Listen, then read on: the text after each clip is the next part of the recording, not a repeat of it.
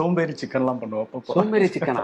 அப்படின்னா 20 மினிட்ஸ்ல எப்படி பண்ணணும்? யூடியூப்ல பாத்தீங்கன்னா இருக்கும். அப்படியா? சோம்பேறி சிக்கன் அப்படின்னு ஒரு சிக்கன் இருக்கு. 20 மினிட்ஸ்ல பண்ணிடலாம் நீங்க. என்ன சொல்றீங்க? அப்படியா? கடாய் சிக்கன், செட்டிநாடு சிக்கன், சோம்பேறி சிக்கன் ஒண்ணா? ஆமா, அப்படியே ஒண்ணு இருக்கு. நீங்க பாருங்க, 20 மினிட்ஸ்ல பண்ணிடலாம். அப்படியா?